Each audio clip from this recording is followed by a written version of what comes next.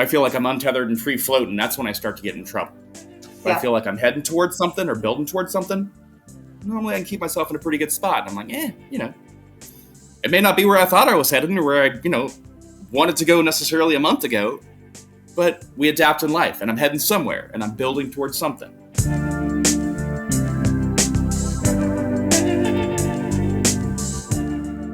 Hey, sober people and sober adjacent people. Welcome to I Have 12 Questions. I'm Amanda Patton, your host, the leading expert on nothing. However, I am in recovery and I love it so much so that I launched this podcast where we get to talk to people who are trudging the road to happy freaking destiny across all the different ways that people get there. So while this is definitely through the lens of recovery and sobriety, the stories and the themes that we'll be covering are universally human. So love, loss, grief, excitement, parenting, outside issues, purpose, God stuff, whatever. In the words of the great Ted Lasso by way of Walt Whitman, I want to be curious, not judgmental. So like I said, we'll be talking to people in recovery. We're going to be talking to experts and practitioners who help those people along their path in recovery. And we're just really excited to hear people tell their stories and to be inspired by them and to create a community of support for everybody in recovery and people who know and love people who struggle with addiction issues and whatnot. So anyways, we're so glad you're here and thanks for listening. Hey listeners, just a quick disclaimer before we get into the interview. These episodes may contain adult language and subject matter that's not appropriate for all audiences. Also, we are not doctors or psychiatrists, so what we share on these episodes is certainly not to be considered medical or psychological advice, just our own personal experiences, which we hope will be helpful to others on a similar quest. So that's it, and thanks for listening. Hey, Sober family, in our entire listener community, we have a great show lined up for you today. Our guest is John, and we're going to talk about him and his recovery. I asked him what his title, as it were, should be, and he said he's just a guy out here doing the best he can with what he's got. And I fucking love that. I love that honesty, and I love how ego-free that is. So thank you for that, first of all, and welcome to the show. Thanks. Happy to be here. Thank you so much for having me. I've been enjoying the show for a while, and I'm glad to be on. You know what's so weird is we have known, I'm using air quotes for people on Apple or whatever, we've known each other for 10 years at least. At least, over now. Maybe, and a text through our mutual friend Mel, and we have this group thread, and we stay in touch by sending pictures of anything out in the world that ever has 69 on it. And so that's how we stayed in touch all this time, right? It's literally like license plates and receipts and anything. Anytime you see 69, you take a picture and we send it in the thread. And of course we have conversations about a lot of other stuff, but this is the first time I think I've actually, had a conversation with just you, like face to face over Zoom or whatever this is. But we'll count it, but yeah, for sure. It's weird because I feel like I know you, like really know you, in a lot of ways. It is. It's absolutely. It's almost like a parasocial relationship that people have these days with people they follow online. It's like that, but more in depth because we've known each other for so long in terms of aggregate time, but this is by far the longest we've spoken. So it is an interesting dynamic, but I'm so glad to have you and Mel in my life. I know. Well, thank you. And we feel the same, as you know, and we, it's weird because we communicate a lot, but we don't speak. We are doing it over text, and it's a lot of memes and GIFs and this and that and whatnot. Yeah. And it's not a lot of it. So this is really cool. And I've always wondered, a very modern family type of friendship. I know. And I've always wondered a lot of things about you. Just because of your attitude toward life and the way you are and your, the literature that you read and your tattoos and just random shit that I have found out about you over the years about like, what's this guy's deal? Let's start with an easy one. Consider myself that interesting. Let's start with, if you're like an icebreaker, if you had a theme song, if your life had a theme song, what would it be?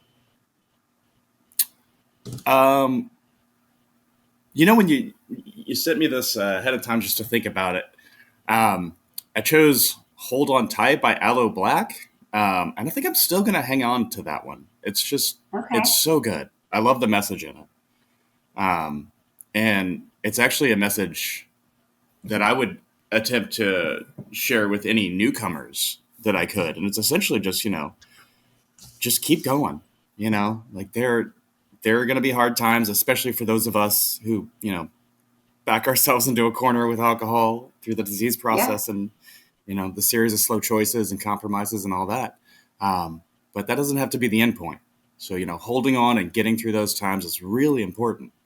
And I think a lot of what we do in AA is give people the tools to see the other side of that.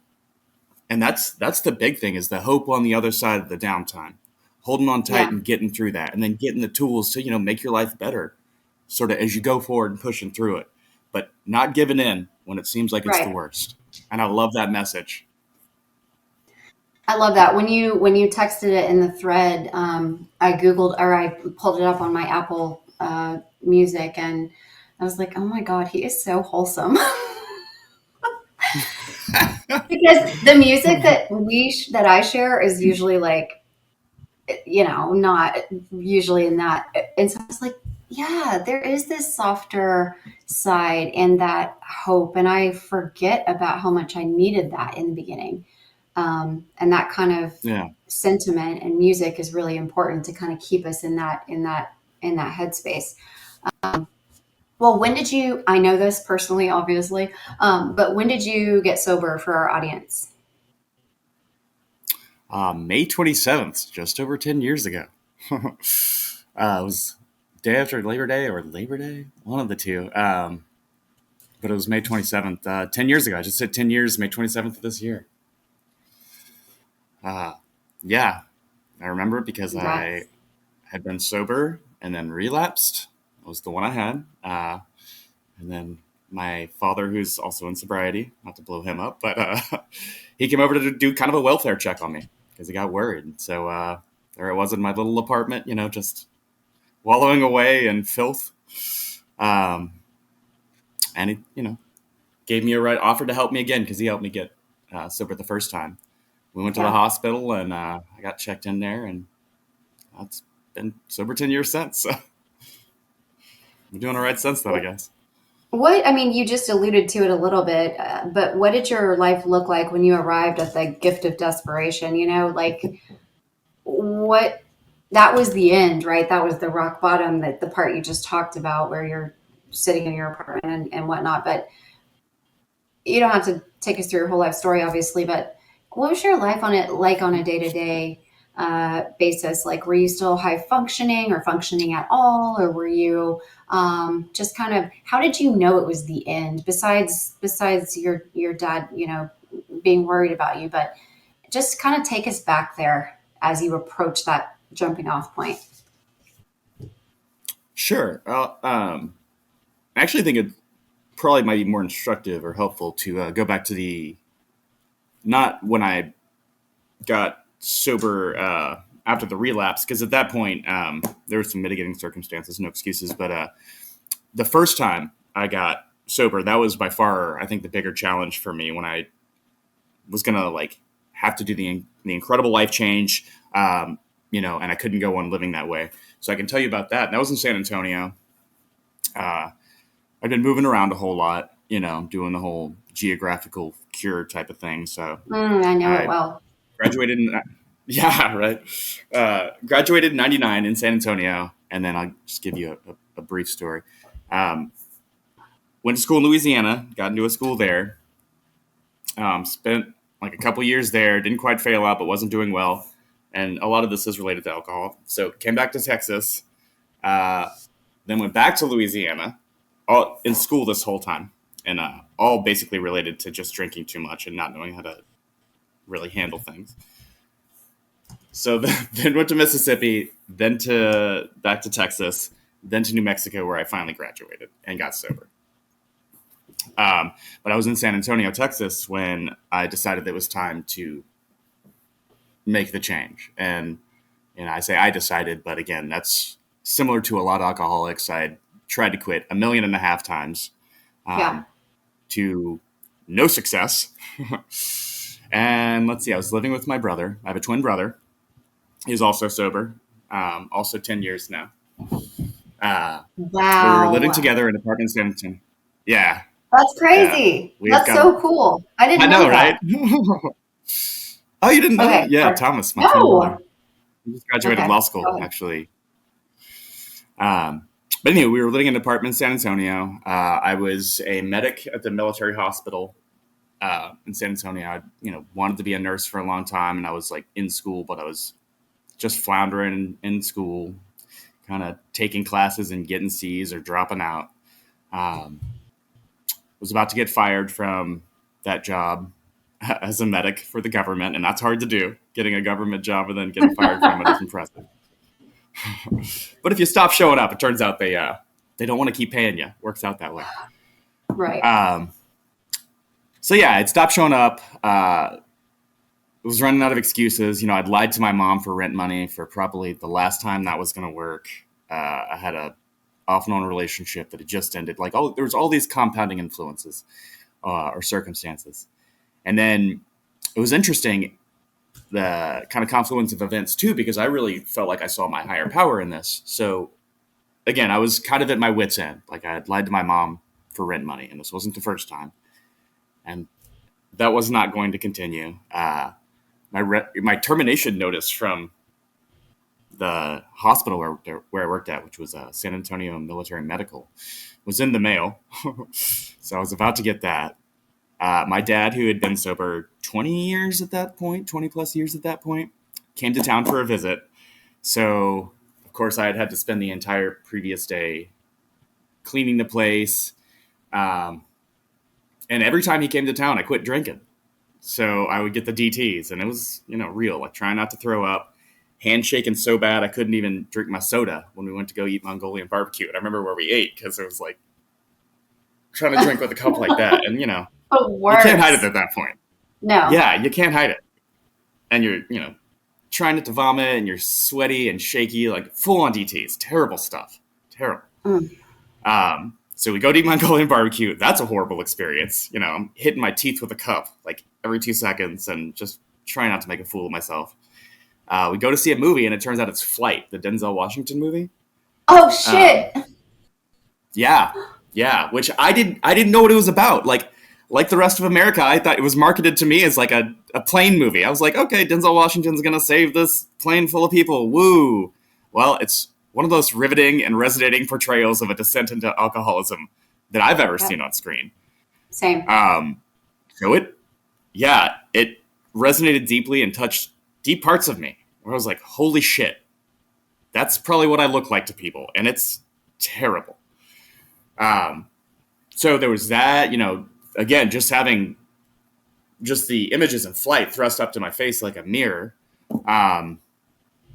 And then my dad my brother was starting to experience physical symptoms with his alcoholism.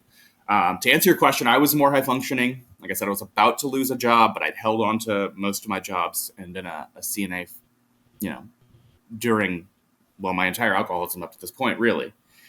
Lost a couple jobs, was able to come up with excuses and find new jobs. And I never showed up to work drunk, but man, I showed up hungover, and it wasn't a good look.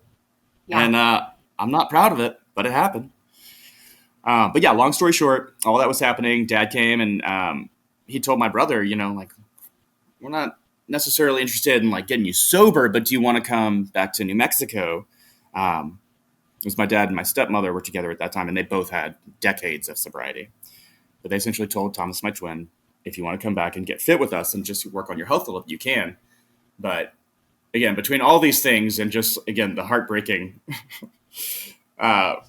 feeling of watching Flight with my family, and, my apartment was a terrible mess. We had to hang fly strips from the ceiling. We had gnats. It was, it was just disgusting. And that's not normally the way I live. I mean, you can see my apartment behind you. I run a pretty tidy ship most of the time, but everything was falling down around me. And then, my sober parents came and gave us an opportunity, and we watched Flight, just everything. I could just finally kind of really feel my higher power moving. Between that and the desperation, like someone is out there to help me, and I clearly can't do this on my own, and I've got nowhere to go from here. So I jumped on it, and actually, when my dad asked my brother, like, do you want to come get fit? I was like, I'm here. Like, I can't wait for any more signs. So I just asked him, I said, Dad, I'd like to come too, but I don't just want to get fit. I want to make some changes. I want to get sober. I can't keep doing this. And again, I wanted to be a nurse. We're working on classes, but again, to no avail. Like didn't really have any traction. There's a lot of fear of failure stuff. Anyway, I've been talking for a while. I hope that answers your question now. No, I want you to talk. That's the whole point. Okay, so just real quick, and this will count as another question or whatever, but did your drinking, I always like to hear this from people, did you start drinking just as a normal social person and it just eventually built and you started, and then one day you're like, shit, I don't have an off switch, like a lot of stories that we hear? Or did you start self-medicating because of trauma or anxiety or familial things going on? Or because some people, they took their first drink at 10, 11, 13, and it was like, it was just blackout first time, off to the races. Others are this kind of slow drip, socially drinking in high school and college, and it grows. Other people had something fucked up happened, and they started medicating, and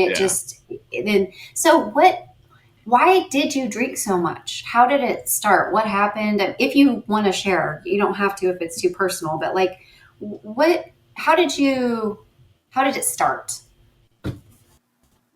Yeah, no worries. Happy to share. And part of what we do in AA, I think it's by necessity personal. So I'm happy to share because I think one of the reasons as you and I know, we get buy-in with newcomers is they have to know we've been there. I mean, there's some things you only experience, or you can only learn experientially. Anyway, so for me, it's going to parallel a lot of the stories you were talking about in that, I had the tendency. I could see that. I've always been a bit of a nerd, a bit of a thinker, introspective, whatever you want to say. So I was not unaware when I first started drinking that I had some tendencies, but it didn't progress. As we say, it's progressive disease. I didn't, as you mentioned, I didn't like wake up the day after my first drink and be like, well, it's time to fuck up my whole life, guys. Like, let's get at it. It's a series of small compromises, as many things in life are. And I really actually, if I can impart one message to the listening audience who maybe, don't struggle with addiction, and it's one of the things I tried to share with my nursing school buddies, is like, it's easy to sit around and, think of people conceptually as like that same way, like, oh, well, they're just an alcoholic, but it's the same as getting on my 600-pound life or whatever the case may be. It's a series of compromises. It's a series of choices. And a lot of them aren't necessarily your fault or necessarily volitional in the moment. You give into weakness. You give into your disease. The disease gets the better of you, whatever the case may be. No judgment. We're all humans and we all have weakness. But I think that's a lot of how it happens. So it's a process rather than just like falling off a cliff for most people, I think. Right. I'm not trying to tell anybody's story for it. Yeah. But for me, that's definitely the case. I had uncles modeling a poor relationship with alcohol my entire life. So I was raised by my mom. My father, as I said, is sober now, but for the bulk of my young childhood, he was still grappling with his disease and didn't get sober and come back into my life till I was 11 or 12, I want to say. And then he still had some parenting skills to develop. But we have a good relationship now. Good. Yeah. But so I didn't have him in my life, but I did have uncles who drank excessively. Alcoholism does run in my family, so I come by honest in that regard. But I saw people drinking to excess. Not necessarily my mom, but, we'd go fishing at the beach. I grew up in Texas. Or we'd go out to a hunting ranch that my family has. And they would just drink excessively and frequently. It seemed like when we were getting together, that was the move. And And then going back to what I said, yeah, I've always been a bit of a nerd. I didn't necessarily get along with, or not get along with, but I didn't necessarily identify with some of the other kids when I was in school. I mean, I was, I wasn't like gifted, talented, not important in the sense of like, I don't want to seem like I'm bragging, but like I wasn't necessarily in classes with all the other kids all the time. And I was experiencing life a different way, I think. Again, super nerdy. But yeah, so social interaction for me took some work, It wasn't something that necessarily came easy. But drinking helped with that in high school and then in college and then going forward. And then you and I know the story, to the detriment of a lot of my other coping skills or, social mechanisms that you learn, like, hey, sometimes it's not going to go right, and that's going to be okay. It's not going to be the end of the world. But yeah, I started drinking more and more to be comfortable in social situations, like crippling anxiety with the ladies, Again, considered myself a nerd growing up, so certainly didn't think ladies were looking at me or wanted to talk to me just on my own merit. I mean, you get in your head about these things. It's silly looking back, but there I was. I didn't know better at that point. But yeah, so drank more and more and more. And then typical story, it helped at first. There's a guy I used to go to meetings with in Silver City, New Mexico. He used to say, alcohol, it gave me wings and then took away the sky. And I was about right. It helps until it starts causing more problems than it's solving. But then your only solution, and this is how it worked for me, was more alcohol. So you drink to suppress. And I was aware, in a lot of ways. I mean, maybe not when it first started, but certainly towards the end, I was aware there was a problem. It was not a mystery to me that I was not accomplishing the things that ostensibly I wanted, or that I told people that I wanted to accomplish. Nursing, for instance, getting my first degree, for instance, after, 10-ish years of schooling. So it was clear these things weren't happening and that I had a problem. But again, the only way I could cope with those problems was by drinking more. And I was a home drinker. I didn't want to go out and be around people. I wanted to divorce myself from the problems of the world. Yeah. I didn't want to, it was too stressful and I didn't know how to deal with it. I had the one solution. And by the time you get there, well, it's causing way more problems than it's solving. And then it's like you're looking out your window because the problems are going to start coming to you. So yeah, it was a long, slow descent into not complete lack of function, but a lack of ability to function outside of narrow parameters. And those parameters involved me being drunk a lot of the time. And you can't live that way. I think. Does that answer the question? I mean, yes. You're so wise and intelligent, and I love that about you, but you also articulate it in a way that's very relatable. And, several things, it's like that frog in boiling water or whatever, like by the time you realize that it's causing more problems than it's solving, you're maybe at that point chemically dependent now. And so you've got all these other problems that are wrapped up in that. And you've fallen behind on a lot of other skills and coping mechanisms and social advancement or whatever because of hiding in alcohol. So there comes a point where it seems insurmountable.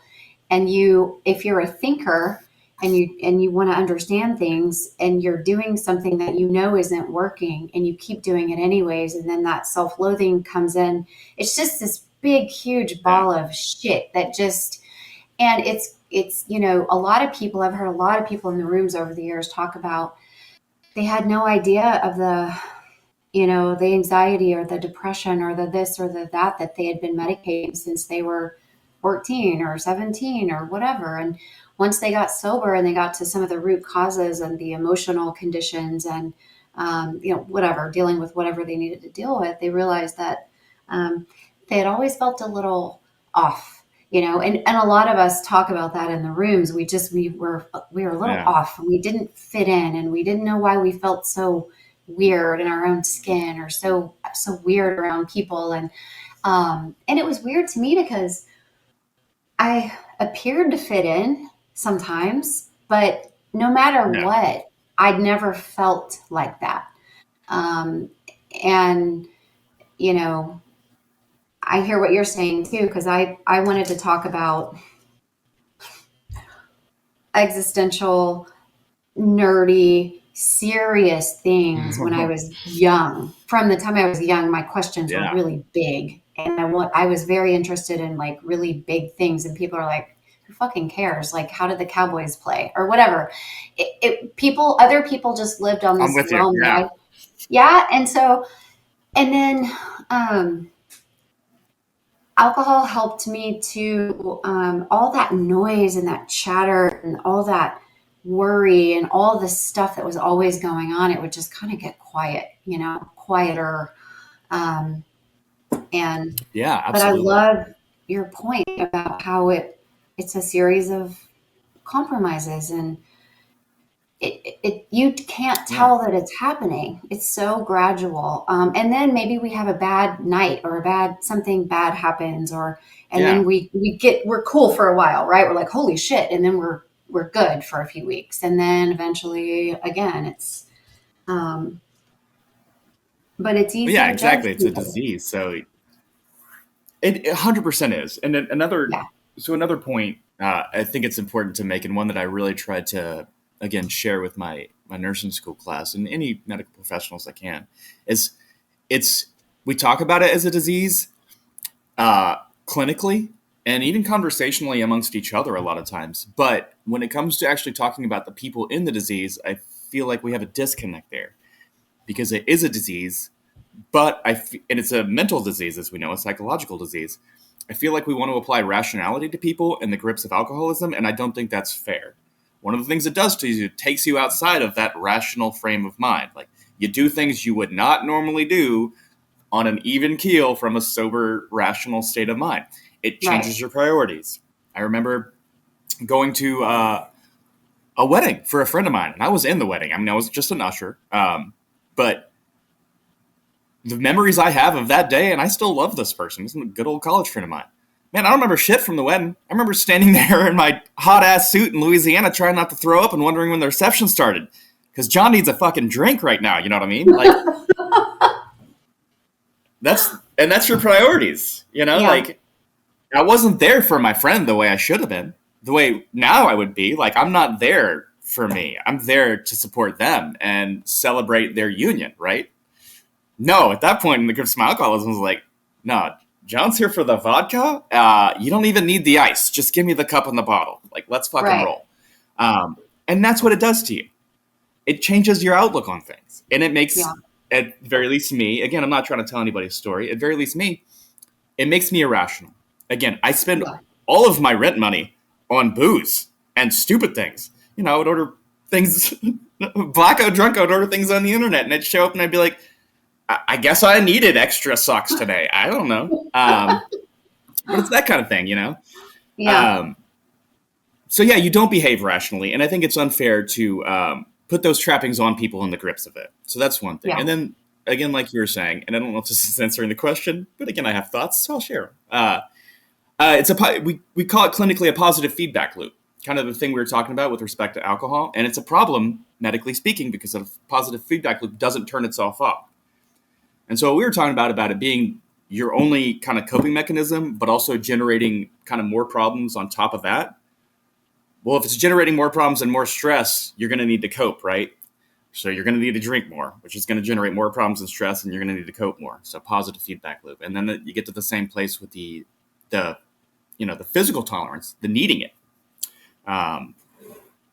Where if you don't, it's not about feeling good at a certain point, or at least it wasn't for me by the end. It was about, not feeling like crap and, again, trying to get to baseline and mitigate some of the stress that I was dealing with, which would generate more. So anyway, I don't know if I answered the last question. You did. You did. Additional thoughts.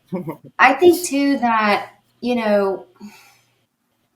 I am a logical person. I've had many obstacles in my life. I have overcome them. I've been successful and driven. I have never met an obstacle that I could not overcome. Like I had this this like chip on my shoulder and all this stuff from childhood. And it was like, oh, I will fucking do it. I'm doing it, you know? And I did a lot of really hard. Yeah. And I did a lot of hard stuff that people said I couldn't do or thought I couldn't do and all this kind of stuff. But when it came to this, I was like, I'm just going to do what I always do. I'm going to work hard. I'm going to use my discipline. I'm going to apply my logic. I'm going to figure this out. I'm going to drink in a way that allows me to enjoy it without the consequences. I will figure this out. And I tried and tried and tried and tried. And every time I would relapse, I remember I was like, because like working out and all these things and school and work and raising a kid by myself and all the things, it's like I just said I'm going to do something and then I just did it, right? And there are days I don't feel like going to the gym, but I go to the fucking gym. It doesn't matter if you feel like it or not, right? That's my mentality about things. Like, just do it. If you said you're going to do it, do it. And Amen. So I would say tonight I'm only going to have 2 drinks. I had a hard day. I deserve a couple beers by the pool, and then and then that's it. And I literally every time I believed it. I believed my own bullshit so much. And then, but here's the deal. And it reminded me what you said. Totally reminded me of this. Who I am when I said that, and who I am after those 2 drinks. Different people, different brain chemistry, different everything. The girl, the woman, the person who said I'm going to have 2 and who I become once it's in my system, logic isn't a thing anymore. I don't care about what promises I made to myself or anybody else for that matter. I don't give a shit, right? I have a buzz now, and now I'm going to have more of this and probably need to call keep that shit going. Yeah. So I forgot how that worked, right? Because it makes so much 100%. Sense. Because you mean it when you say it. When you make the promise or you say every time. You mean it. Every time. And then I'm that type of person too. Like I'm with you. If I say I'm gonna do something, I try to do it. And similarly, like I definitely hear what you're saying about like I used to do things that, people said were hard and whatnot. Like I had a chip on my shoulder the same way. Like, and it was all ego. Like I did stupid shit as a result. Like I remember I took, and it's going to sound again like halfway braggy. It isn't because it was stupid. But I remember taking a business law class one time in Louisiana, and the professor was like, if you don't study for this class every day, you'll never make an A.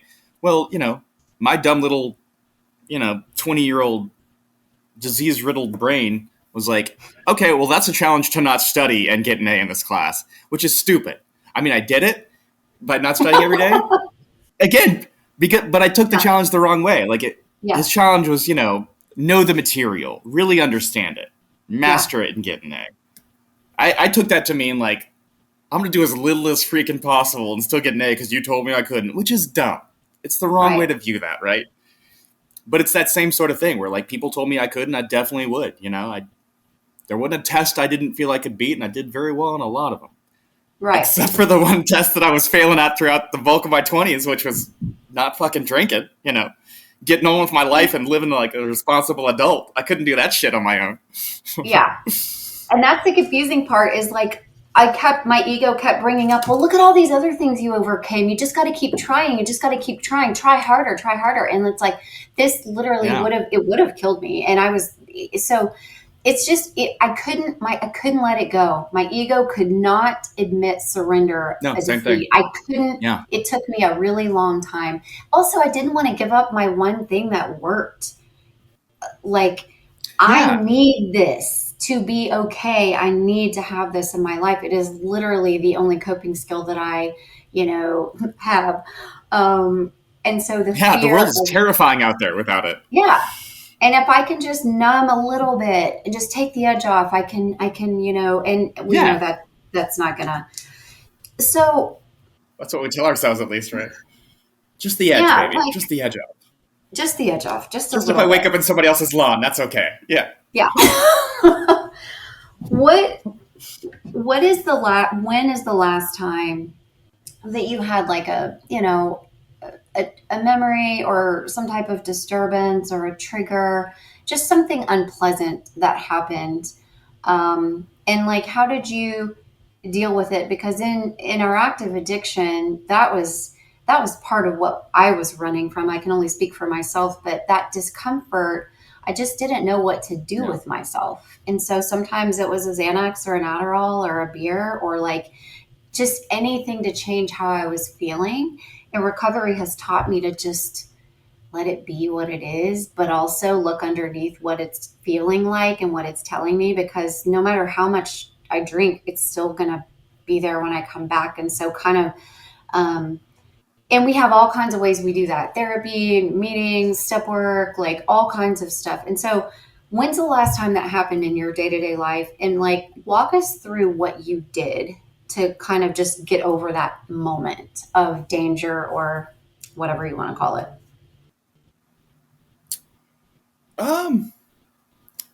Well, I was in a down period not that long ago, actually. I was with a young lady for about 5 years. Loved her. Still friends now, but relationship didn't end up working out. But so that breakup was rough. I had anticipated that relationship maybe going the distance, earlier on than the 5 year point, obviously, a couple of years in. Right. That didn't happen. But that also coincided with a time in my professional life where I was between nursing contracts. So I'm a traveling nurse. I don't know if we covered that on the podcast yet. I know you know we that. haven't. We should. Traveling We nurse should. We need to. But go ahead. Yeah. But anyway, so I was between contracts and I had like a dispute with a manager over some narc pools. They investigated. Didn't end up being a thing for me, but it kept me out of work for a little while. And that coincided with the with my breakup from my ex, whose name I won't say on air, so as not to blow anybody up. But Right. so that was a pretty rough time. I was, and as a traveling nurse, so we both went to nursing school together in Maine, and this is important, I promise, not just a ramble. But so we met in nursing school, started our nursing careers in Maine. I'm from Texas, as I said. Her family is from Maine originally. So when we were set to go traveling, we gave up our apartment together and started living with our parents between contracts. So we would go travel, live in our own apartment, and then come back to our home base, which is their house. So when we broke up, then I didn't have a place to live either, really. So didn't have my own place, didn't have a job for a little while until, like I said, they did an investigation. And of course, nothing in my system because I'm not trying to mess around with any narcs. Right. But just don't have any desire to fiddle with any of that.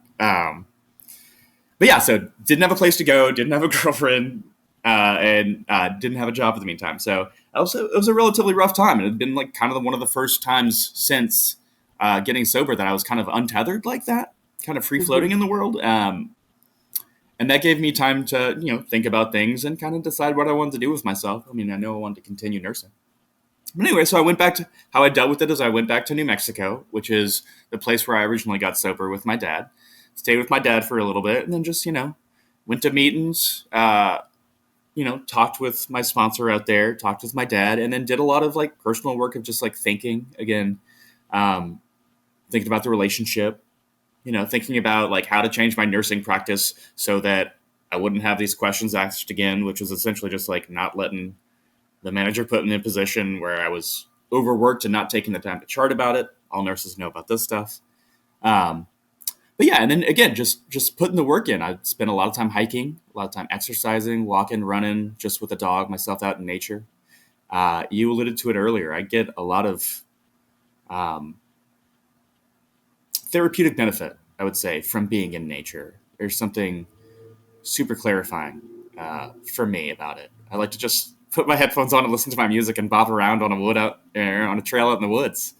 And just look at the beauty. And, I find it centering in that it makes you again feel very small. You can get, for me, or I can get sucked into my own head, right? And sort of lose the forest for the trees sort of thing, or lose the trees for the forest. Or, focus in too much on my head, my immediate circumstances, and forget perspective, lose my place in things. Yeah. And then when you get sucked into your own head and, you get up close and personal with everything, and the problems get magnified too. And so everything feels like the biggest problem in the world and insurmountable and all this. And that's how it used to feel when you're drinking. So, or when I was drinking. So a step back from that, again, let go, let God, one day at a time. All these tools we know. It's not all going to get done today, and that's okay. We're going to do our little bit. We're going to do the best we can with what we got. We're going to try to make our next right step. And we're going to take a step back and take a breath, you know? Yeah. One of the problems I used to always fall into when I was drinking was I would conflate importance with immediacy, which I think is a problem people not infrequently run into. Like, things can be important. That doesn't mean they're immediate. They can be both, and those are the big problems you want to deal with right away, obviously. But just because something is important doesn't mean it has to be done today. You need to carry the full weight of it today. It's going to be over by this time next week. Like, some of these things are projects, you know, and getting my life in order at that time was kind of one of those. So it was just a lot of, you know, again, how did I get here? And what do I want to do about it? And it doesn't involve drinking, and it doesn't have to involve, you know, altering your point of view or anything. Sometimes you got to sit with shit. Sometimes you got to process it. Yeah. And no amount of substance is going to help you really do that necessarily. I will say, and again, like, I'm not advocating drinking. I am pretty open about my alcoholism. So I have friends come talk to me a good bit. And especially if they're going through a downtime and they're worried about themselves. And I will say, you know, like, I've known plenty of friends who use alcohol to take the edge off during, like, say, a crisis period. And then they can put it down a few days later or whatever, and then go about actually sort of processing in their life. I could never do that. So I don't worry about my friends if they're like, you know, I just had a divorce and I had 6 beers. I'm like, you're probably okay, dude. Like, if this time next week you're pretty sober and hanging on, like, you know, like, I wouldn't worry too much. Yeah. You're dealing with a crisis that maybe you did just need the edge off, and you could stop there. I could. Right. But so for me, to answer your question more specifically, again, I went to a place that was safe for me, and I'm very lucky to have the resources to do that. So I was able to go spend time with my dad, immerse myself, you know, in AA culture, in the program, talk to people who sort of know about, you know, the program and how to deal with that stuff, and then just employ the tools. And a lot of that for me is personal time, again, out on the trail or just thinking, and then doing something that I find personally fulfilling and rewarding. For instance, like you're talking about exercising. So in these situations in which, you know, I didn't have a relationship with another person and I wasn't working or able to work at that time, doing something else that I find is like something towards a goal that's building towards something is very fulfilling. So I'd exercise, and at least I'm doing something to build myself up, you know, physically, and to build my health up. And so I get some fulfillment out of that. And so things like that, you know, working with the tools you have, but also finding other things that you can do in your day to achieve goals, to build fulfillment, that may be atypical to your typical life. You know, they may not be the normal things you do, but it's, again, little things you can do to kind of keep moving forward and feel like you're moving forward and feel like you have traction in the world. And for me, that's important. If I feel like I'm untethered and free floating, that's when I start to get in trouble. If I feel like I'm heading towards something or building towards something, normally I can keep myself in a pretty good spot. And I'm like, you know, it may not be where I thought I was heading or where I, you know, wanted to go necessarily a month ago, but we adapt in life, and I'm heading somewhere and I'm building towards something. And, you know, that gives me something inside to work with. So I don't know if that answers it. It does. Completely, but that's, there you go. It does. That's what I got. It does. Well, I want your experience, right? And that's why these questions are prompts, essentially, for you to expand on your experience. And if it goes a different direction, then it, you know, it is what it is. But I think you definitely answered the question, but you're dropping a lot of wisdom along the way too that will resonate with people. And, you know, I hope so. I think it was long form rambling, but appreciate it. I like practical advice, and looking back on the beginning, the practical advice that I got was the most useful, and it literally saved my ass. I mean, I'm not exaggerating. Like, my sponsor was just like, you have to replace the behavior. First things first, like, we're going to get into the step work. You're going to have meetings. We're going to meet up. We're going to do some stuff out of, you know, whatever. I had major fucking God issues. Did not want to have to do with any of that stuff because of how I grew up. I had so many blocks and so much armor, and I was I was fighting, and I just wasn't in a receptive place for it. And basically, she didn't try to push me. It's what you just said. She goes, we don't need to figure this all out right now. We are not in a hurry, and you're going to be just fine. And today, instead of going to your house or going to get beer or whatever after work, you're going to come here and we're going to sit in a meeting together. It was literally that simple, right? Like, what do you normally do after work? I go home and I start drinking.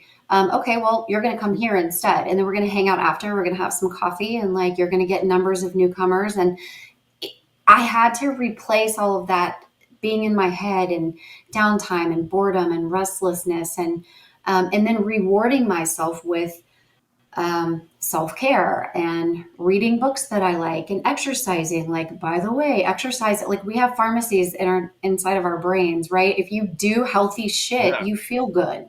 Like, crazy how that works, right?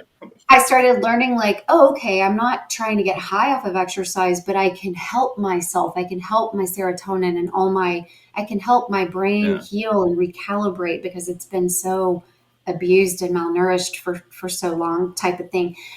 So I wanted to understand that part of it, but I loved just this really simple stuff of like, is my life going to be perfect because I got sober? Of course not. But what can I do? I can go take a 30-minute walk. At least I did something in the direction of where I want to be going, right? I want to be healthier. Yeah.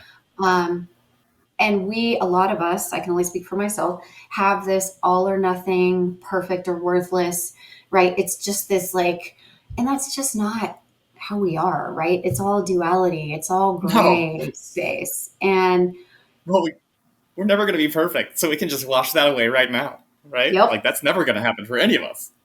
So that's only ever going to cause us stress. Right. Anyway.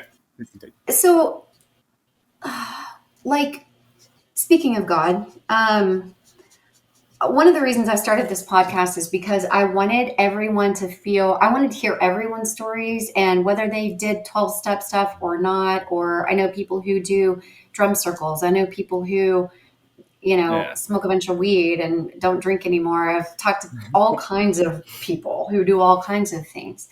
And one of the things that I have always struggled with 12-step programs is that some of our literature is antiquated, misogynistic in parts, not inclusive of all groups, and just stuff like that, right? If you're kind of a progressive minded person like I am, I felt bothered by those things, but I was so desperate to get sober that I could overlook them, and I still do.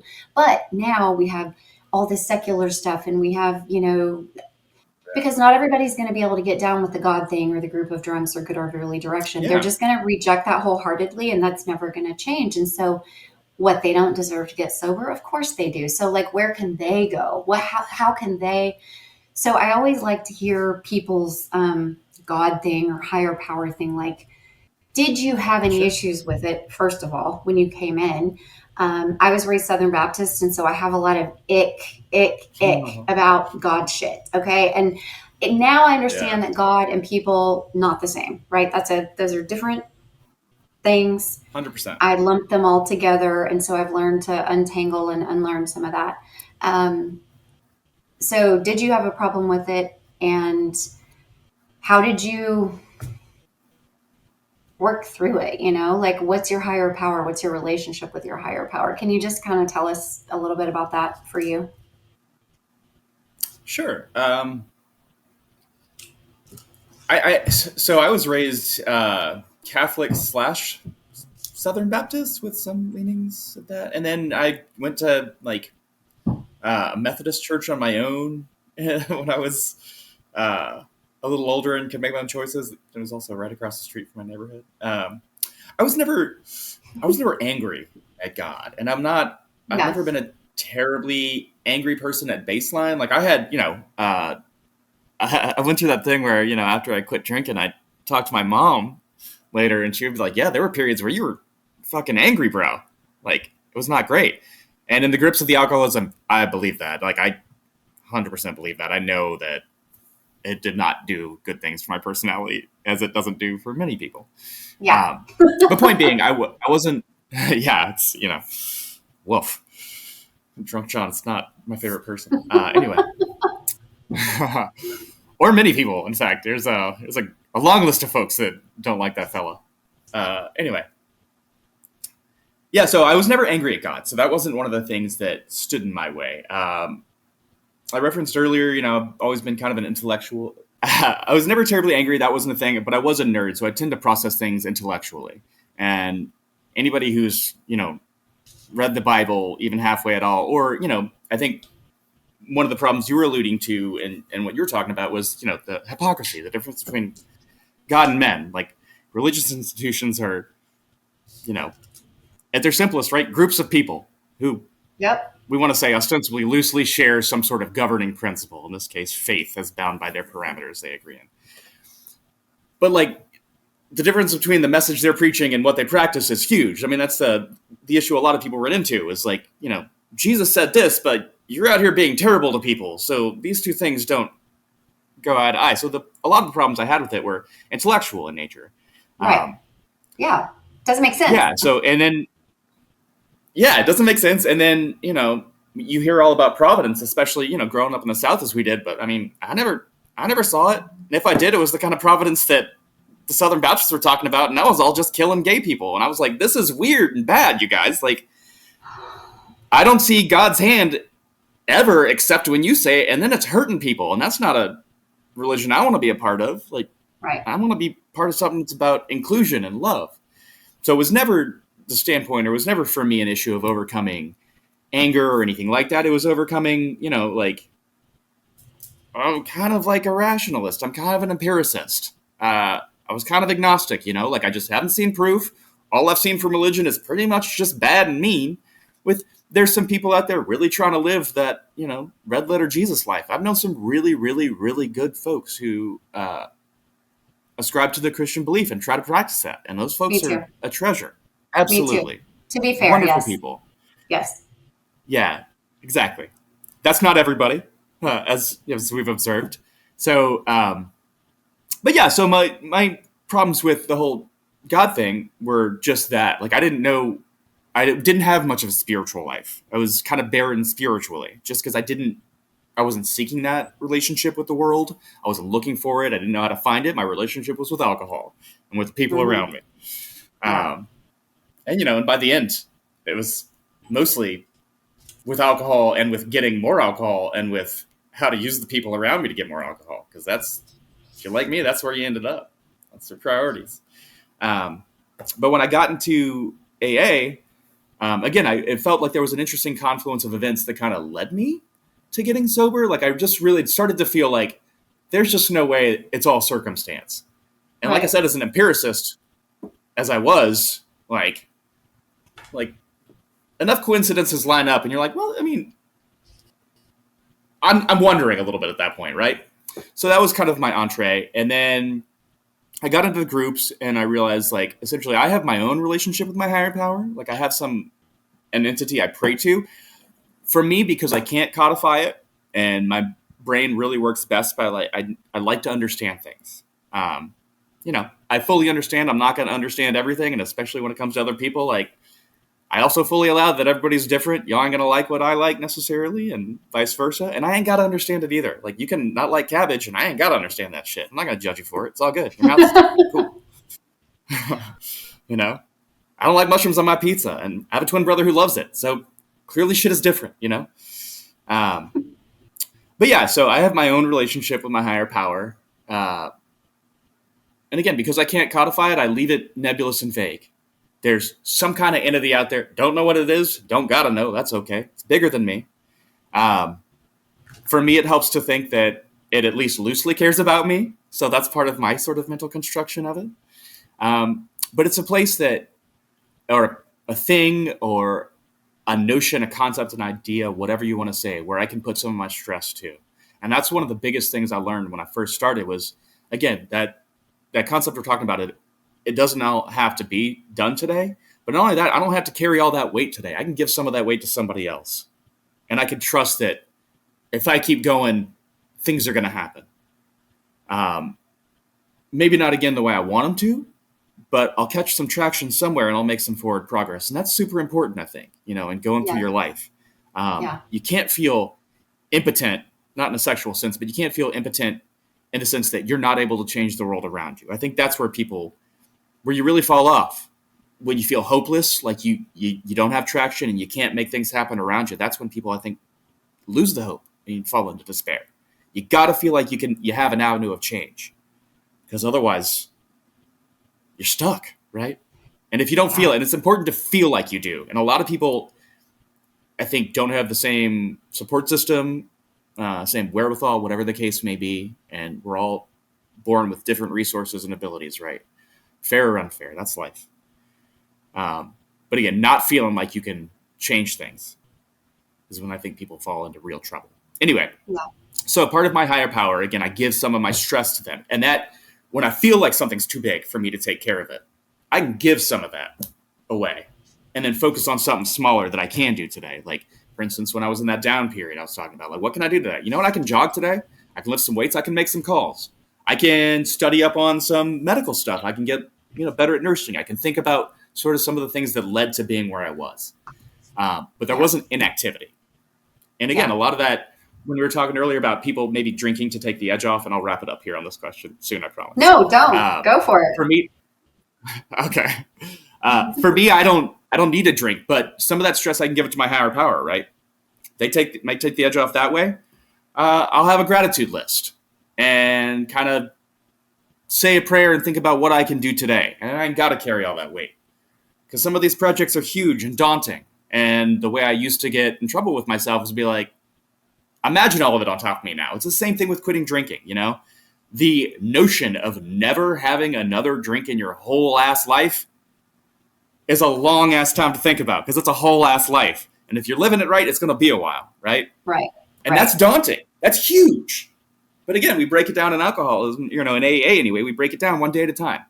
So it's the same thing with that. And that's a lot of the way I use my higher power. Like, please carry the weight for me, some of it. Please, I trust you to take some of the stress. I don't know who you are, but I trust you to carry some of the stress. Help me just get through this day and make it to tomorrow. And so it's not just for me, the higher power. Somebody early on in AA also introduced me to the concept of GOD, or group of drunks, as their concept of God. And essentially for them, that was just the group of all of us together in AA constitutes something larger than them and is a power higher than them and a refuge for them. So for them, they didn't necessarily have the same spiritual side in terms of praying or this nebulous entity necessarily. Again, I can't speak to them. But the way they described it, it was just, all of us together are stronger than just me. And that shit makes sense to me too. So for me, there's also a lot of community built in with that notion. Because that's, I think, a resource provided by your higher power is this community that, again, I love AA for the people in it, for the goals. I mean, some of the stuff that, you were talking about, I have some problems with the dogmatic nature of some of the literature and the antiquated nature, as you were talking about. Should be way more inclusive. I think it should be a lot less prescriptive in terms of if you don't do it this way, or at least this is the way it's sold by a lot of old timers, I think. If you don't do it this way, you're screwed and it's never going to happen. I'm like, no, the end goal is sobriety. How you get there, that's an individual choice. We can give you tools. We can give you things to think about, but you're not going to get there through the path that I walked, because you got there a different way. So it needs to be how you're going to get to sobriety, I think, needs to be the important part. And again, we'll use whatever tools we need to in your case to get you there. So I think any kind of black box thinking or, super strictly dogmatic line of reasoning, absolutes essentially, I think, are problematic just in general. And that's, what was I answering again? It's one of the, I could talk to you for forever. It's one of the reasons, though, why I wanted to do this podcast, because a few years ago, I started feeling weird in AA and traditional AA. I started maybe just because I continue to wake up and wake up and wake up, and I'm much more aware of how I feel and what I think, and I don't question myself anymore. I trust that I'm open-hearted and that I'm clear-minded, and I trust myself. But I'm also in recovery, and so I have to check my ideas sometimes, and so there's that balance. For sure. And a lot of it felt really dogmatic to me in terms of it's this way or no way. And if you don't do it like this, you're going to die. And it was all this fear mongering, and it felt exactly like church when I was growing up. It started to feel yucky, and I felt tight in my chest. And I was like, if I was new with all these new, young, progressive minded, more, this isn't going to fly. And people could walk out and lose out on recovery. And so I wanted to be more open-minded, and like, I still have my God box, and like you said, group of drunks, but also good orderly direction, which for me, I am a pragmatist. Give me a list, give me things to do. I want to replace old behaviors with new behaviors. I want to unlearn, I want to reprogram all these neural pathways. And I tell sponsees all the time, like, I can write this on this piece of paper, stick it in my God box, and that is me physically offloading the stress, physically offloading that it's running around in my head. I needed to write it. Does it fix the problem in the moment? Of course not. But that's not what it's about. It's about, like you said, I need to share this load with someone else, something else. When I'm in nature and I touch a tree and tell it thank you, that's how I do higher power stuff, and music and my animals, and we all have and it changes, it continues to evolve. But to me, I would never want to limit someone's experience by telling them this is the only way, because I've sponsored women who were hardcore right-winger people that I don't agree with about anything, but I don't care about that in this context because we are trying to stay sober together. And so that has to be put aside. You can be an atheist or a Muslim or a Buddhist, and I've sponsored women of all different, and I needed to figure out how to adjust to where they were on their path, just like my sponsor did with me. And that open, our literature says that the spirit realm is broad and roomy and all-inclusive, or whatever. It says something like that. The point is just that we're seeking, right? That we're seeking. But even if you don't want to seek or want to pray for whatever reason, you shouldn't be forced to do that either. It's not a prerequisite for recovery, right? Like, it's raising your hand and saying, I need help, or I need to talk about this with someone, which is what we didn't do when we were using, right? We were just there fixing the problem with the problem. Yeah, we were both, sounds like, holed up in our respective apartments, just getting fucked up and causing more problems. Yeah, good time. So, I mean, I love all the things that you say because it's so true, and you're just so like open, and you're allowing yourself to evolve in your recovery, and that's such a huge thing. And like you said, also, it's tools. It's just tools. Hey, try this, try that. That didn't work. Let's try this. And read, like, Living Sober is a very practical book that a lot of people read when they're early on. It's like, make your bed, make a gratitude list, call 2 people who are sober. It's just like, but you're just learning how to replace old patterns with new patterns. And eventually, right? You're building tool set. But you need support. You need support, and you need love and encouragement. And most importantly, to me anyways, I needed people who had been through it themselves. Not a doctor, not a therapist, not people at a rehab, not my family, not people judging me, but like actual people who had already walked that path. That's when I started listening. And, I think there's so much to say about it because we all have such individual experiences. But if you had to pick one thing today, and I know it's different all the time, but what do you think is the hardest thing about being in sobriety for you just right now where you are on your path? Hardest thing, gosh. I don't know. I kind of love it, to be honest. I mean, probably. It's just everything's better when you're not throwing up. That was a constant part of my daily life towards the end. Very little has improved with vomit, I will say. I don't know, like, most difficult. I mean, honestly, probably still the social aspect, and it's not dealing with people socially anymore. Like, I've gotten to the point, and nursing has helped me with this. It's once I got sober, then I started pushing myself outside of my comfort zone, and bedside care was a big part of that. Having to interact with people all the time that I don't know in a very intimate way. But so doing things like that in sobriety helped me build the tool set. But when I say socially, probably just, going out and then like all your friends get like loose, and that's fine. But at a certain point in the night, like, I'm probably going to Irish goodbye once things get a little too loose. And then I'm just like, all right, whatever. So, I mean, sometimes I run into that where it's like everybody's having a real good time, but like, all right, well, y'all are a little shitty. Like, I mean, not emotionally or whatever, but like everybody's going a little 3 sheets to the wind, and like that's just not my scene anymore. So sometimes in social situations, if like everybody's drinking, like a barbecue or whatever, it'll be like a little weird.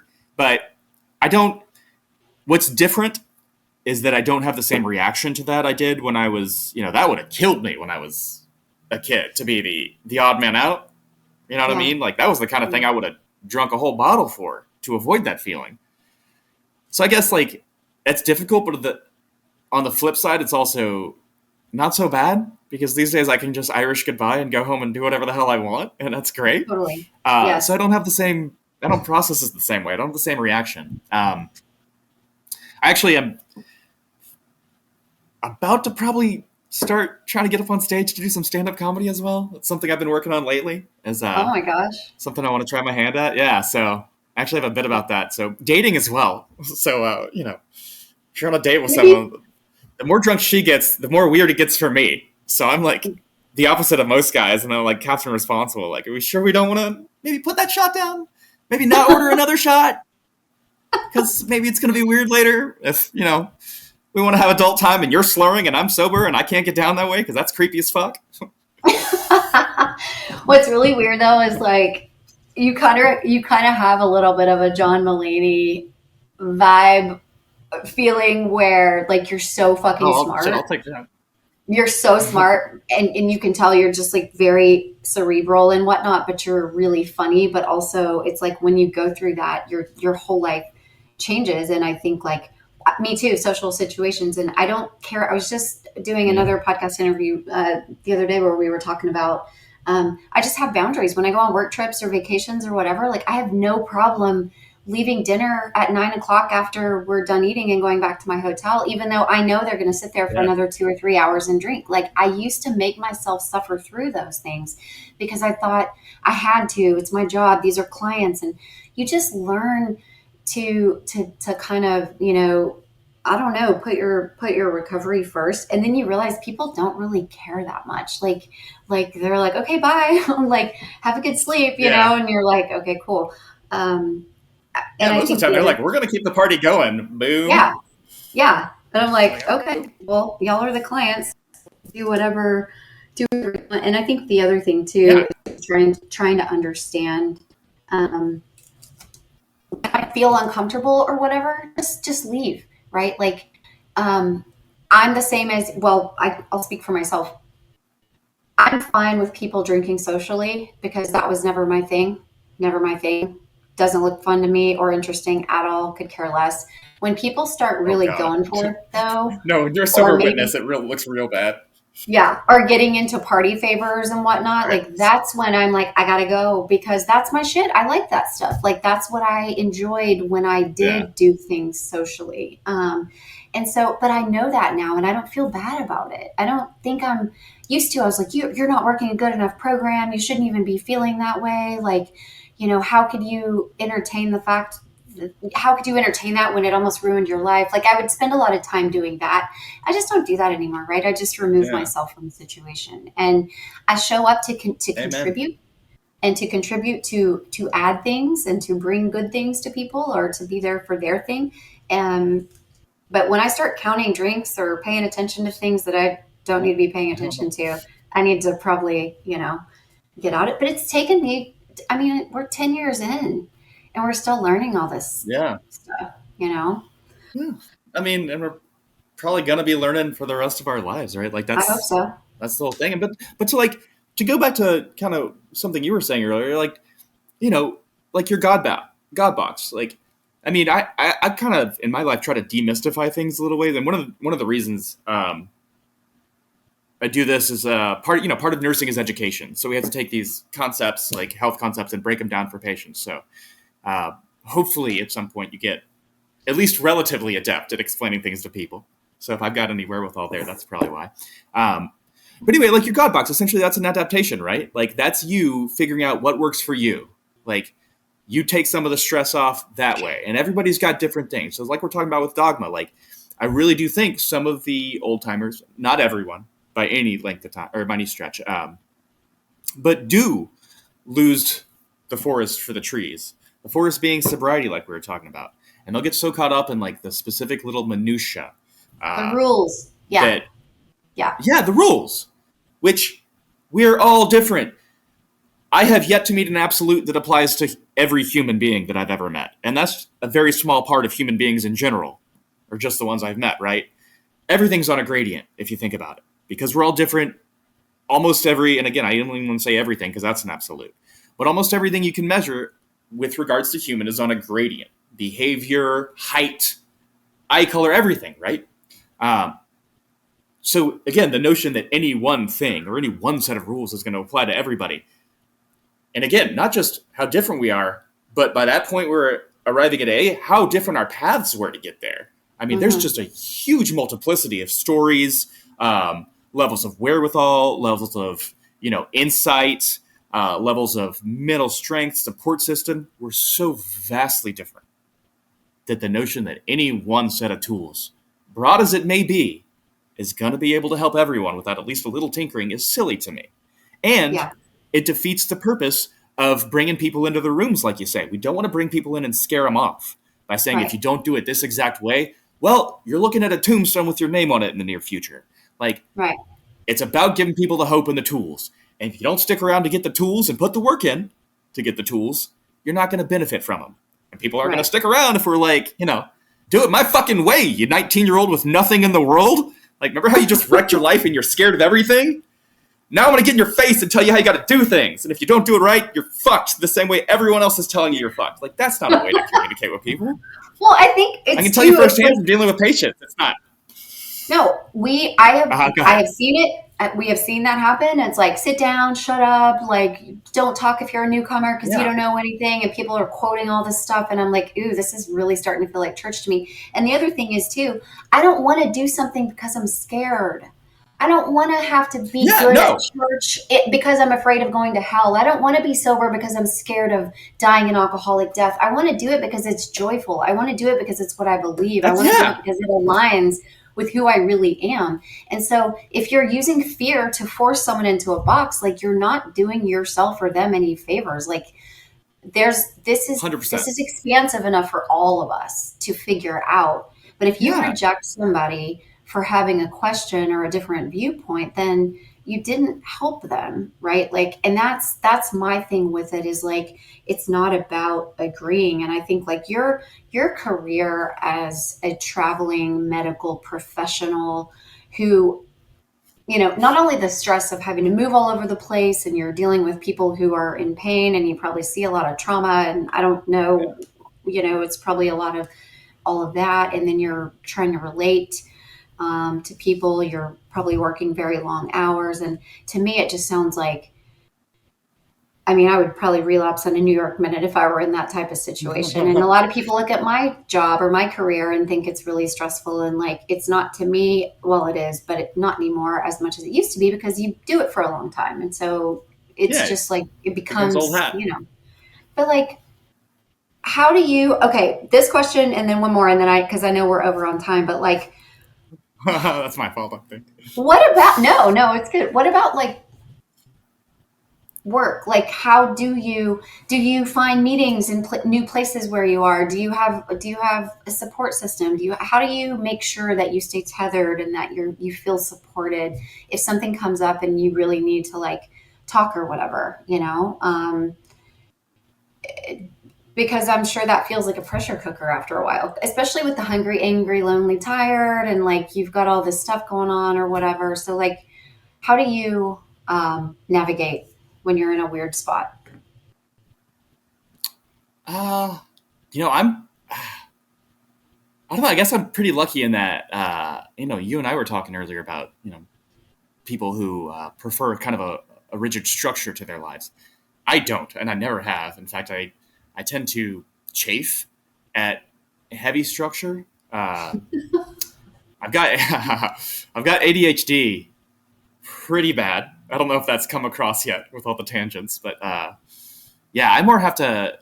And some of my early drinking was, medicating in the sense that I have to turn my mind off, rather than the other way around. Like, there's a reason I have thoughts on everything, because my mind's like, hey, bro, I'm gonna tell you all these thoughts on everything, even while you're just watching TV. Yeah. Yeah. It's like, hey, take a look at this tree, and I'm gonna have a billion thoughts about that, John. You're gonna have to contend with. So it's just kind of learning to live that life. But point being, I don't like rigid structure. I tend to like a lot of autonomy, which I'm afforded in my job. Mm-hmm. So I don't know. I don't know. It may feel like a pressure cooker to some people. I really like what I do in the sense that, again, the autonomy is nice. The dynamism, I have benchmarks I got to hit on the floor when I'm working with people. But other than that, I kind of structure my day. Like, I don't want people looking over my back telling me what to do every minute, because I chafe at that too. But also, like, it's a very service related field. I think to do it. And so actually the biggest debt that I incur with work is to really, I think, be a good nurse for me, or at least the way I think I do it best. You got to leave the ego at the door. It's not about me. It can't be about me. Again, it's like to a certain degree, when old timers are talking to newcomers and they're making it all about the program that they worked, that is to a degree an ego thing, right? Yep. They're missing the overall goal here, which is control. That person's sobriety. Yeah. Yeah. And so for me, like, there are certain boundaries I will have to set. And I didn't want to say something like, pursuant to something you said earlier, but we can talk about that later if you want. Anyway, so there are certain boundaries I'll have to set professionally. Like, there's certain things we can't do. But for me, the water is edge of safety.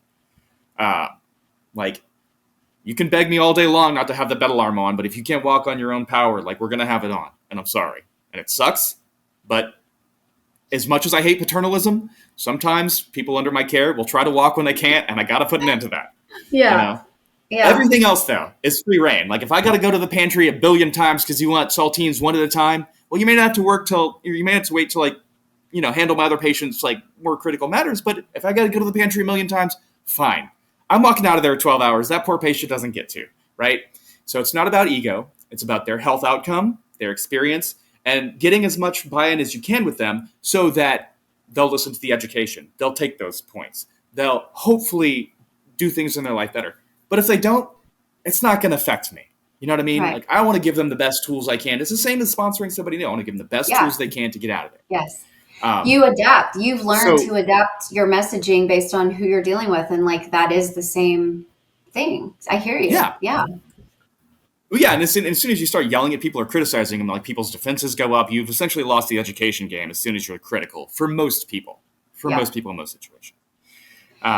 Or anyway, so for me, or they comply out of fear or shame, right? And that's not coming from the right place. You never want somebody to comply because of that. That's not helpful. To anyone. Well, it's not a tool they're going to use, right? Like, if they're doing it out of fear, no one's going to go out of their daily life and be like, hey, I like that. When I was super afraid and, like, scared of things, that was great. Let's do that. Like, nobody's going to use that tool. You got to give them something positive, like, right? Yeah. I'm not like, hey, let's go beat my head on a brick wall for funsies. That sounds great. But yeah, so for me, it is kind of a pressure cooker, but I get so much fulfillment in the sense that as we know, service is a big part, right? Giving back. And for me, helping people in that way, being able to make a positive impact in their lives, and a real one, I hope, in any given day is huge for me. So it's a very service given job. And again, like, if I'm doing it right, I've left my ego mostly at the door. So the biggest debt I incur from doing that is mostly just I need some private time or some alone time at the end. Because leaving your ego at the door has a cost. Like being at someone's beck and call has a cost. I like to think I'm not an ego monster, but I do have one. And it, like other egos, doesn't like necessarily being told what to do by other people. But it's part of the job, and I like my job, and so I do it. But yeah, on the flip side of it, I got to come home and like not talk to anybody for a while to recharge some.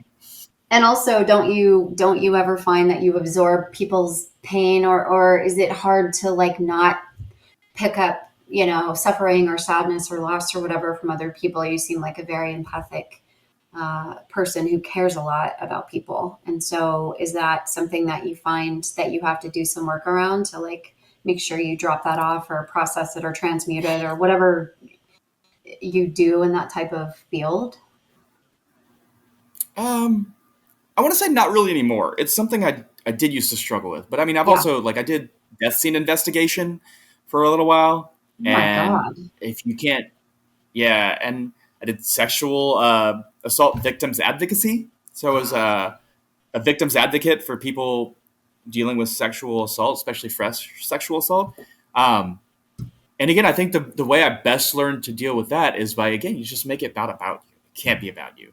And then same thing in like life-threatening situations. Like I've been in trauma bays with people. I've had to code people and people with gunshot wounds in their faces and shit. Like real high-stakes stuff. And if you can't kind of put that away, and again, there might be a bill come due later. I'm fond of also saying like everything has a bill.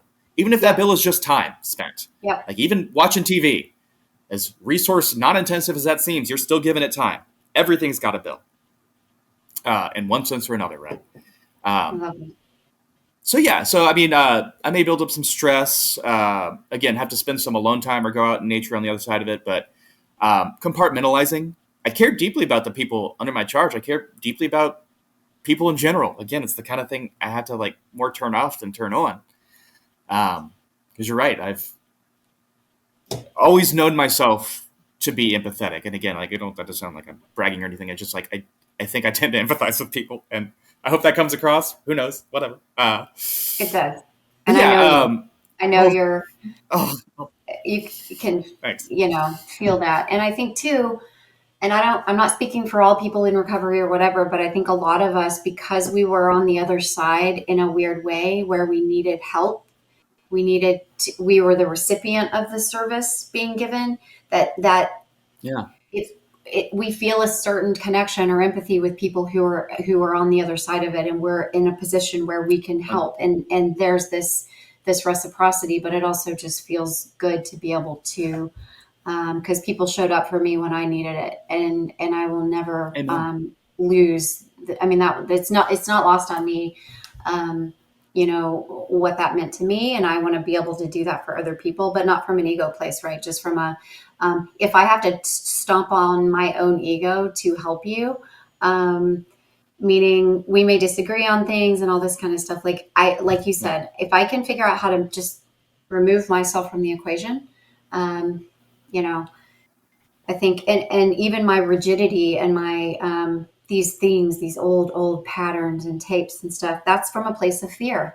I don't like surprises. I don't like to feel out of sorts. I don't like to feel rushed. There are certain things that stem from my childhood that they make me just get real amped up. And then it takes me a lot of time to come down from that, emotionally and physically, because I'm super OCD and have like crippling anxiety sometimes.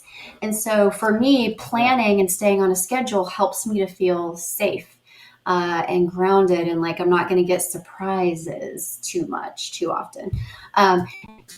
But I also can lull myself into a false sense of security that I'm somehow in charge of my environment or things playing out the way that I want them to. And we all know where that leads, right?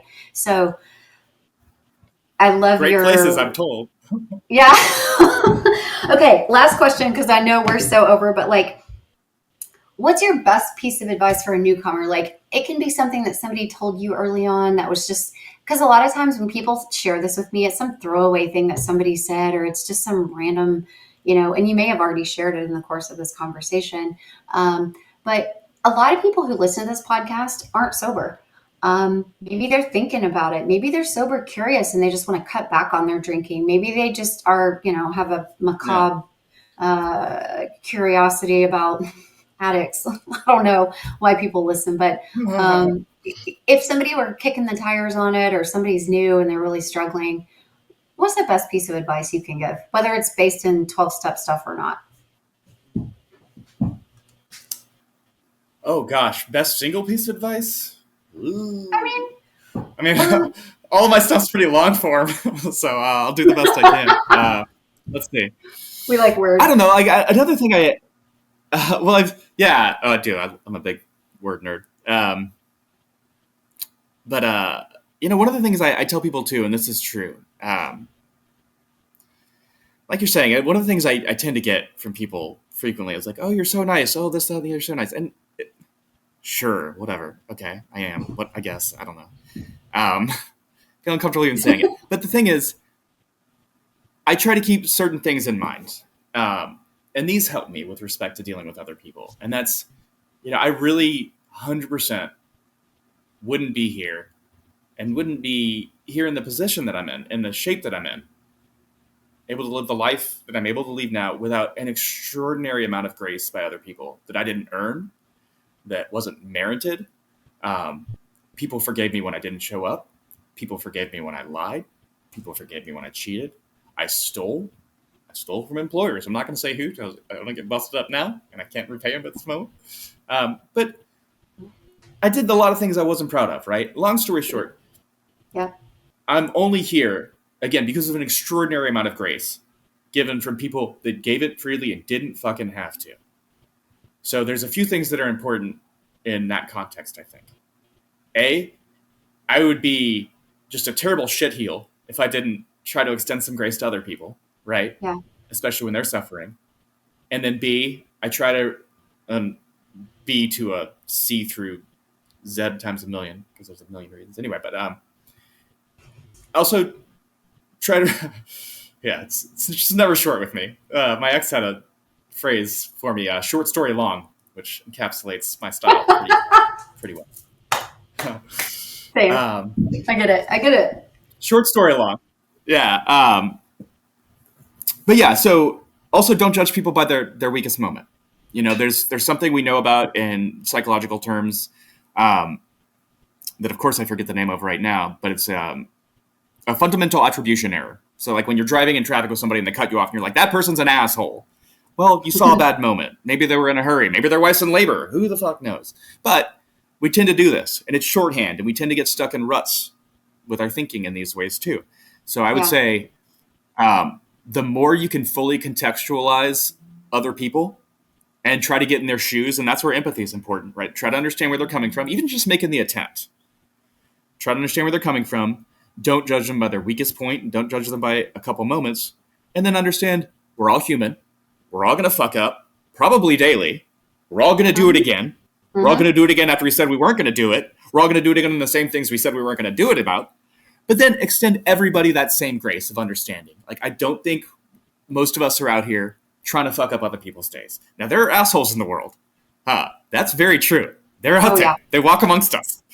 But by and large, I don't think people, and this is based on experience interaction, are like that. So when I bump up against people, I try to always have at least a little space in my head to empathize and contextualize what they're dealing with, but also to create a little space before I react to things. So if somebody says something, I'd like to be the kind of person that says, well, maybe they're having a bad day, because I believe we're all allowed them. See people going through them a lot at the hospital, and that's what I tell my patients a lot. Like, you know what? You're allowed to have bad days around here. This is where you're gonna have some, almost by necessity. So I'm not going to judge people for that. Right. People are allowed to have off moments. People are allowed to have weak moments. Fuck knows I'm gonna. But again, that's where the grace thing comes in, because I still am afforded a lot of grace by people.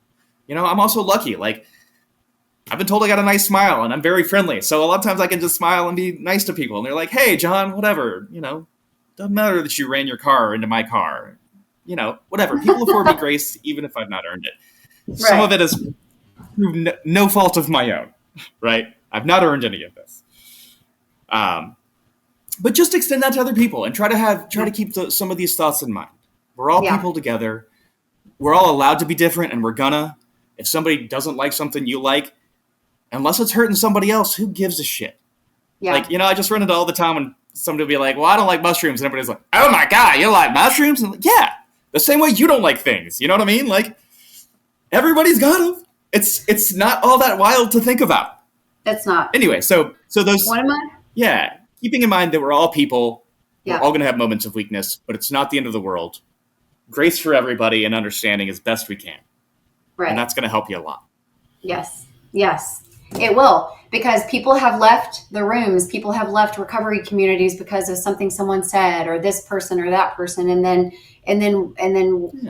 maybe they relapsed or something or whatever. And it's like, I can't sacrifice my recovery, my emotional sobriety based on so-and-so being a dickhead or saying something that offended me. I can have boundaries. I can go find another meeting. There are actions I can take to put myself in a better environment. But like one of my sponsors said to me one time, she adds just like me to the end of every sentence whenever she's angry. And so if someone cuts her off in traffic, that person just risked the lives of everybody because they are running late, just like me. Have I ever done that? Of course I have. So but it's easy it's easy for me to, or if somebody's being ugly to me or to someone I love or just whatever, it's like that person is afraid just like me. That person feels threatened just like me. Like it's like you said, it looks fine when we do it, right? Because we've justified it already. It was different for us, because we're the star in our movie. Yeah, of course. And that is disarming. It doesn't have to make you agree with somebody or like them or whatever, but at least it removes that barb of anger, right? Or resentment or irritation or whatever. Yeah. So that's huge. And I think the thing that you said to me that I needed to hear that today too was just slow down. Just like Rule 62, like don't forget to have fun. Don't take yourself so fucking seriously. And everything doesn't need to get done today. And I forget that because I'm in such I'm just like, boom, boom, boom, boom. I have this list and I just want to get all the things. And then you're like, meh, and I don't understand that. I don't understand how people exist in that state because that's not how I am wired. But I can do it. I just have to make a conscious effort to do that. It's not my natural state, right? Absolutely. So hearing that from you, I was like, oh yeah, calm down. Well, it's the same way with me for planning. I have to make myself plan. It's not my normal headspace, but if I want to, there are things in life that if I want to do them successfully, I'm going to have to do some of that. So I make myself do that. Yin yang. But also something, exactly. But something you hit on is also very important, very, very important for, I think, proceeding with a sober life as well. And it's something I've learned getting older, not just through the context of AA, but in life. And that's boundaries. I mean, you hit the nail on the head with that. You've got to be able to have boundaries that are appropriate for you and comfortable for you and be able to enforce them. Now, ideally, again, you've thought about this, and like you're talking about, I'll sponsor anybody and I'll talk to anybody. I don't care. You can be, as long as you're not out there hurting people, then we're probably not going to hang out. And if you're an asshole, I'll still talk to you, but we're probably not going to hang out in my free time. That's my boundary. If you suck to spend time around you, probably not going to spend time around you. Just, the sense is there when you think about it. But yeah, no, having and setting boundaries with people. You know what I mean? Going back to finish that original thought, the only problem I really have people and the people I don't talk to are the people who haven't thought out their own beliefs. If you come to me and you're like, hey, I don't believe gay people are right in the eyes of God, but you can't justify that with any thought of your own. If you're just like, my mom told me, whatever, I'm never going to agree with you in that statement. First off, I love everybody. But if you've not even thought about it, the framework or why you believe in things, we can't even have a real conversation because you don't know why. You don't know why. And it's the same thing with a lot of things. So those people I can't talk to, but everybody else I can pretty much talk to. And again, the point of that is I've thought about where my own boundaries are, and you want to hope everybody else has as well. again, it takes some work and some thought. So not everybody is intentional, as you excellently stated earlier, intentional with their boundaries, which is what you hope for. But thank you. Having some that you're comfortable with and being, you're very welcome. Kudos where they're due. But having boundaries that you're comfortable with and that you can enforce, again, hopefully diplomatically, but that you're willing to enforce and you feel comfortable doing. Because that was a lot of my early life too, was I would let myself get in these situations where I wasn't comfortable, allowed a boundary of mine to be violated and went along with it to people please or as part of the social group, peer pressure, what have you, whatever the coercive factor was in this circumstance. But I did it. And that never feels good, right? So a very important piece of advice going forward for people, especially fresh, is like, spend at least a little time, right? And the other thing we refuse to acknowledge about ourselves a lot of times and each other is everything changes. Like, we're going to have good days, bad days, right? Like, maybe today I'll get more done than I did yesterday, and tomorrow I won't as much, right? I'm going to have bad days. I'm going to have bad moods during the day. Like, so our wherewithal, our ability to tolerate things, the amount of load we can carry physically and emotionally is different at different points in the day, at different points in our life and the week, right? So it's not static. We tend to think of ourselves as these static things. We're never just that one thing.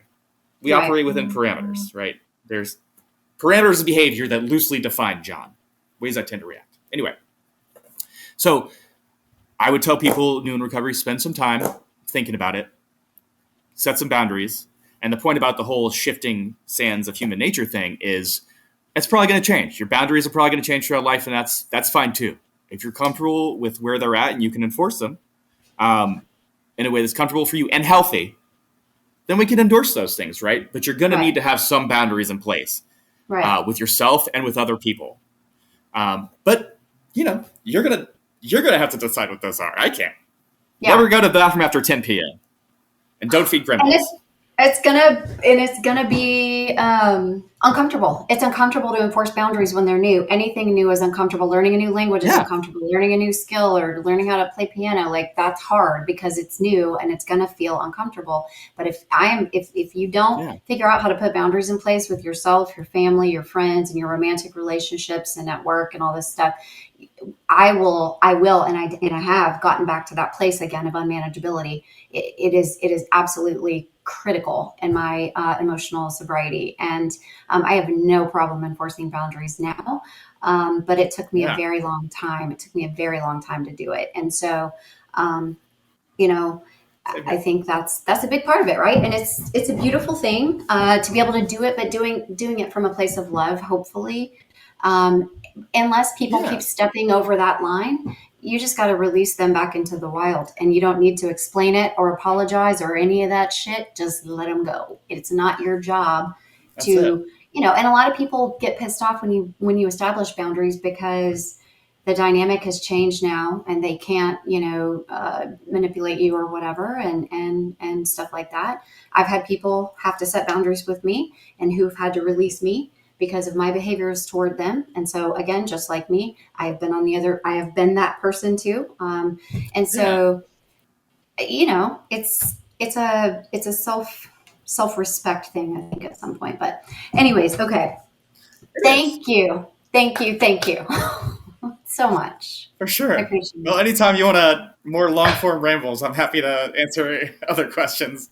I know. I think I just realized. I don't know if I answered questions today, but you did. You answered all of them, and you shared so much wisdom and hope and love and tolerance and all the things that the world needs, obviously, always, but especially right now. And maybe this is why we've texted all these years, because if we ever talked on the phone, we would never get anything done. There you go. It was an accidental boundary we had to enforce. Yes. Boundaries. No, thank you for having me. This was delightful. I loved talking with you. It was amazing. And actually talking with you and not just texting. Yeah, I know, right? Thank you.